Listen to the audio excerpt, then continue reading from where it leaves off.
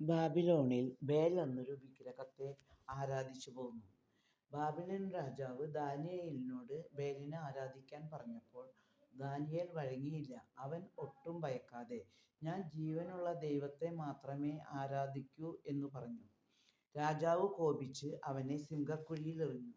ദാനിയേലിന്റെ ദൈവം അവനെ സിംഹങ്ങളുടെ നടുവിൽ തന്റെ ദൈവത്തെ ആരാധിച്ചു. സിംഹം അവനെ ഉപദ്രവിച്ചില്ല. അവന് ഭക്ഷണത്തിന് ഒരാളെ നിയോഗിച്ചു, നമ്മുടെ ഹബക്കൂക്ക് പ്രവാചകനെ. കൊയ്ത്തുകാർക്ക് കൊടുക്കാൻ വേണ്ടി വയലിലേക്ക് പോവുകയായിരുന്ന പ്രവാചകനെ കർത്താവിന്റെ ദൂതൻ മുടിയിൽ കുത്തിപ്പിടിച്ച് ബാബിലോണിലെ സിംഹക്കുഴിയിൽ കിടക്കുന്ന ദാനിയേലിന് കൊണ്ടുകൊടുത്തു. കണ്ടോ, നമ്മുടെ ദൈവത്തിന്റെ സത്യദൈവത്തെ ആരാധിച്ചാൽ നമുക്ക് വേണ്ടത് വേണ്ടപ്പോൾ നൽകും. തുടക്കത്തിൽ കുറച്ച് സഹനമുണ്ടെങ്കിലും പ്രതിസന്ധിയും ത്യാഗവും ഉണ്ടെങ്കിലും വിഗ്രഹാരാധന നമ്മളെ ദുരിതത്തിലാഴ്ത്തുന്നു. സത്യദൈവത്തെ, ആകാശവും ഭൂമിയും സൃഷ്ടിച്ചവനിൽ വിശ്വസിക്കുക, അവൻ നിന്നെ രക്ഷിക്കും.